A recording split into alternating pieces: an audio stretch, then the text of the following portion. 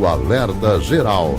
Bate-papo político com os jornalistas Luzenor de Oliveira e Beto Almeida. As investigações sobre o envolvimento de deputados com quebra-quebra nas sedes do Congresso Nacional, Palácio do Planalto e Supremo Tribunal Federal.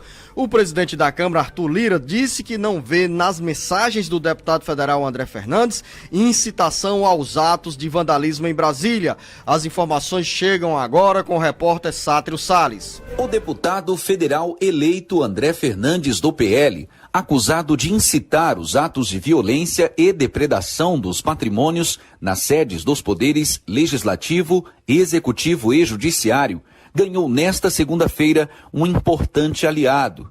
O presidente da Câmara, Arthur Lira, do PP, disse que não vê incitação ao crime por parte de André Fernandes, assim como de Clarissa Tércio, do PP de Pernambuco, alvo de um pedido de abertura de inquérito por parte da Procuradoria-Geral da República, PGR.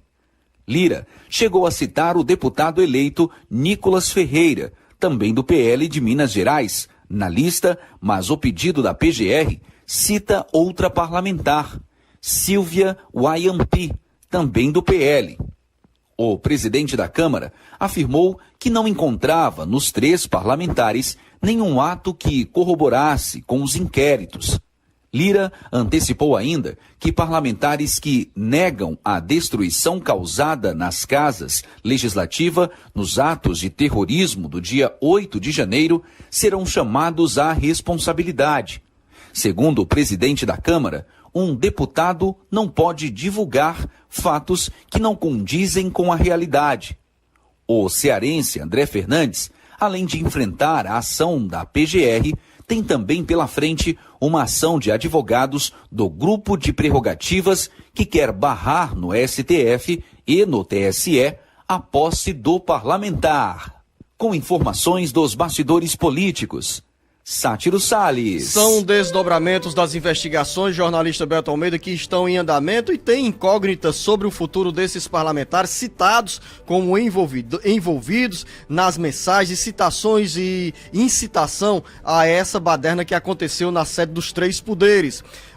Essa declaração do presidente da Câmara Federal acaba sendo um alívio para esses parlamentares, mas lembrar que existem duas ações, uma da Procuradoria-Geral da República junto ao Supremo Tribunal Federal, que pede a abertura de inquérito para investigar esses parlamentares, e ao mesmo tempo advogados ligados ao grupo Prerrogativas também pediram que o Supremo Tribunal Federal e o Tribunal Superior Eleitoral investiguem, aprofundem as investigações sobre o envolvimento ou não desses parlamentares. Um dos pedidos do grupo Prerrogativas é para os deputados terem a posse suspensa no dia 1º de fevereiro deste ano. Posse que marca o início de uma nova legislatura no Congresso Nacional. E aí é esperar que durante essa semana saia alguma sinalização sobre essas ações movidas junto ao Supremo Tribunal Federal. Há motivos para o André Fernandes se preocupar ou essas declarações do presidente da Câmara dos Deputados, Arthur Lira, o deixa aliviado? Bom dia, jornalista Beto Almeida. Beto Almeida. A análise política com credibilidade e isenção. Bom dia, Luzenor. Bom dia aos ouvintes. Eu acho, Luzenor, que isso traz um alívio para o André Fernandes. Eu até já tinha colocado isso aqui anteriormente em outros comentários, porque, na realidade, o que coloca, digamos assim, um atenuante nos atos aí, nas declarações feitas pelo deputado André Fernandes, é que não há comprovação nenhuma de que presencialmente ele esteve em Brasília, de que presencialmente, por exemplo, ele participou de forma ativa dos atos de vandalismo que foram realizados aos três poderes naquele fatídico 8 de março. 8 de janeiro. Então, o que ocorre com isso, Luzinon? Ele, de fato, postou em dia anterior, dizendo que, incentivando que fossem para a manifestação em Brasília e que ele próprio estaria lá. Ora, você convocar para uma manifestação até que a gente visse a gravidade dessas manifestações. Uma manifestação é um ato democrático. Qualquer cidadão pode participar, inclusive é bom que haja manifestações, seja lá de que caráter for, desde que pacíficas, ordeiras e respeitando o Estado Democrático de Direito. Agora, daí se você convoca de forma muito clara de que é para ir e para promover baderna e quebra-quebra, como se verificou, são outros 500, é uma outra história. E não foi isso que se verificou nas declarações. O outro fato que pegou foi que ele publicou uma foto da porta do ministro Alexandre de Moraes, que havia sido arrancada por um dos manifestantes. Então, fora isso, o Arthur Lira chegou a colocar essa declaração e dizer o seguinte: olha, o que a gente máximo pode fazer é chamar para uma explicação daqueles parlamentares que continuam nas redes sociais dizendo, por exemplo, que não houve ataques à democracia, que não houve estragos aos três poderes, e aí sim, isso contraria o que se mostra claramente o que nós estamos vivenciando hoje na Câmara dos Deputados. São outros 500. Daí a dizer que haverá possibilidade de evitar que ele assuma mandato, cassação de mandato, eu acho que isso é pouco provável e ganha reforço nestas declarações do presidente da Câmara dos Deputados, que disse mais, que foi instado até sobre a questão do próprio ex-presidente Jair Bolsonaro, que sim, vai ser incluído, já foi incluído dentro do processo do Supremo Tribunal Federal. E ele deu uma saída que eu achei engenhosa. Ele disse: olha, eu não posso responder pelo presidente assim.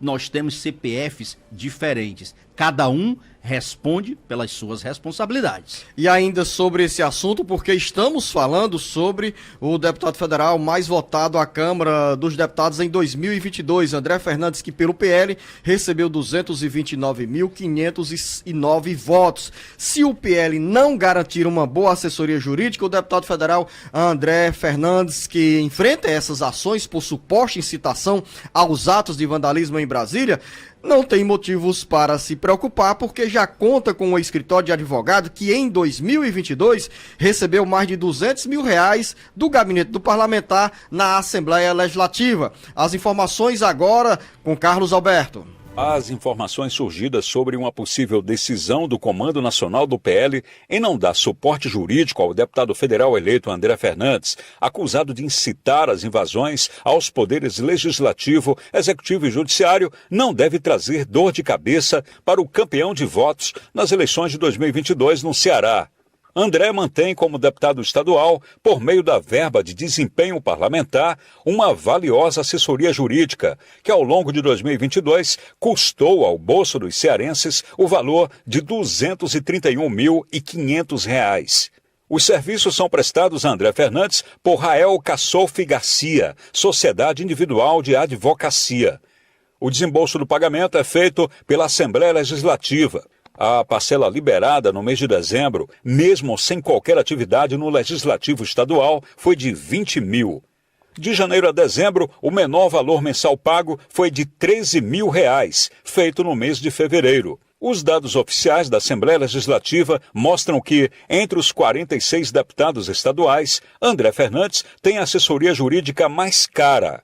André não chegou a anunciar nas redes sociais se caberá ao escritório Rael Cassouf Garcia defendê-lo nas acusações que tentam impedir a sua posse na Câmara Federal. Com informações dos bastidores políticos, Carlos Alberto. Então, nessa narração do Carlos Alberto, já tem aí uma informação segura que o deputado federal eleito André Fernandes tem uma boa estrutura jurídica para defendê-lo junto ao Supremo Tribunal Federal em Brasília. Afinal, citado nessas ações, ele terá que apresentar uma defesa jurídica. Exatamente, Luciano.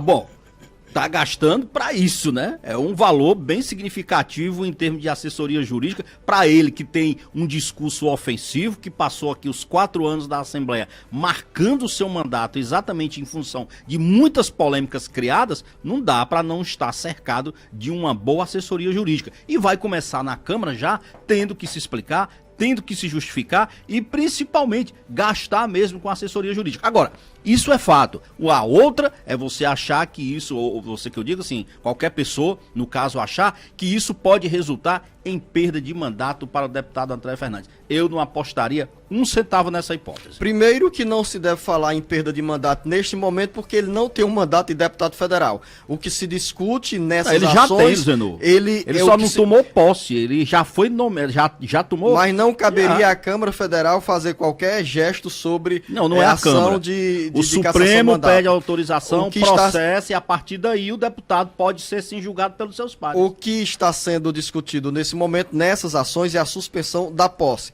Após empossado, o André Fernandes, a exemplo de outros deputados, poderão, os outros deputados também, responder a alguma investigação na Câmara dos Deputados. Mas é pouco provável que a Câmara chegue a sequer abrir procedimento diante...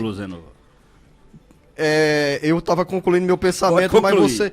São 7h28 e daqui a pouco no bate-papo político, Beto. Vamos conversar sobre a taxa de lixo na Câmara Municipal. Aí os templos religiosos, Zenô, e o pessoal da direita, os vereadores, querem propor emendas e, em troca, apoio à isenção da taxa do lixo. Daqui a pouco tem muito mais. Vamos falar também sobre o fim de um ciclo político. O senador Tasso Gereissati encerra o mandato no próximo dia 31. A partir do dia 1º de fevereiro, o Ceará terá um novo Senado ou uma nova senadora. Com a ida de Camilo Santana para o Ministério da Educação, quem assume a vaga como suplente é a deputada estadual Augusta Brito. Daqui a pouco muito mais para você, ouvinte internauta.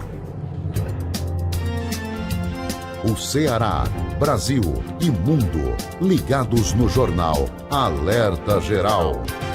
Alerta Geral. Alerta